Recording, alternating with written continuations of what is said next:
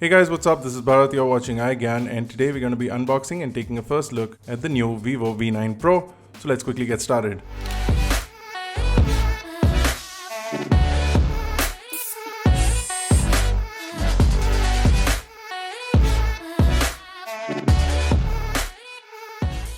The phone is going to be launched in India for a price of 17,990. Price on the box is 19,990, but it's going to be available for 17,990. I'm going to leave a link to buying it in the description below for those who are interested. There are a few details on the back of the box, but I'm going to cut through the packaging real quick and open the box. The first thing inside the box is an inlay which houses the back cover. The cover is a clear silicone protection cover, and it's good to protect the back side of your phone. Also gives you protection for the front display. Along with the case, you will also get a SIM ejector tool and documentation, including warranty certificates and safety information. I'm going to put all of this to the side. If we go further in, we can see the device itself. I'll place it to the side while I check out the rest of the in-box accessories. We also get a micro USB cable. I'm not really fond of micro USB cables, but that is included inside the box, along with EarPod style earphones,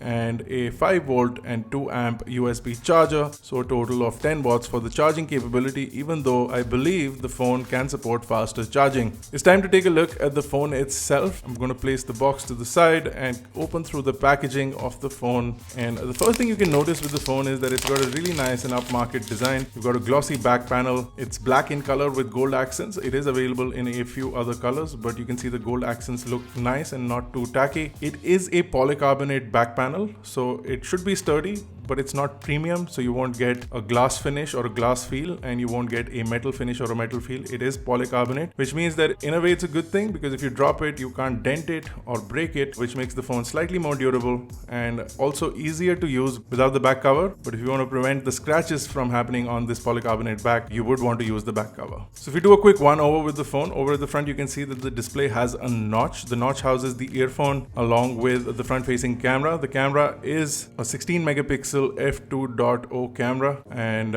below that you can see the display. It's a 6.1 inch full HD plus display with an IPS capacitive touchscreen. All the home navigation buttons are on screen, but you can turn on gestures, and I'll talk about that in just a minute. You do have a little bit of a lip or a chin at the bottom of the display. The screen is raised above the whole body, so I would recommend using it in a case. There is also a pre-installed screen protector on the display, which is nice. On the bottom of the phone you'll see the micro USB port, which is flanked on either side by a speakerphone or a microphone and 3.5mm headphone jack. On the right side you'll see the power and volume buttons. Nothing on the top of the phone, and on the left is your SIM tray, which has dedicated slots for 2 SIM cards and a micro SD card. On the back you have dual cameras with a 13 megapixel f2.2 camera and a 2 megapixel f2.4 camera for depth management. You can also see the LED light, the fingerprint sensor, and the Vivo logo, all in the gold color. The camera bezel also has a nice gold finish on it. The overall back panel looks really nice. Now if we turn on the phone, you'll see that it's running Android 8.1 with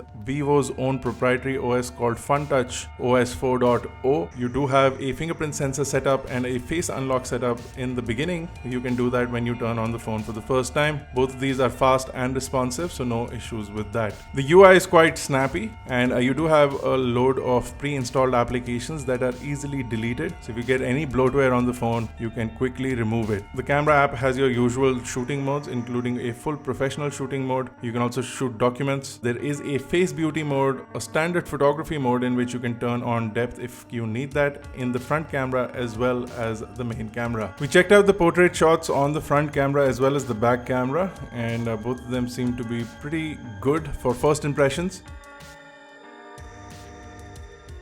Video recording is kept at 1080p, even though the chipset can support more. Speaking of the chipset is a Qualcomm Snapdragon 660. You get 6GB of RAM and 64GB of onboard storage, and the micro SD card can be up to a 256GB micro SD card. The battery on the phone is a 3260 mAh battery, which is something that is allowing this phone to be only 150 grams in terms of weight and 7.89 millimeters in terms of thickness. Phone also has Bluetooth 5.0 along with most of the sensors that you will need to operate this phone without any issues. We did run benchmarks on the device and we found the results to tie in with the chipset, so we'll leave those on the screen for you now.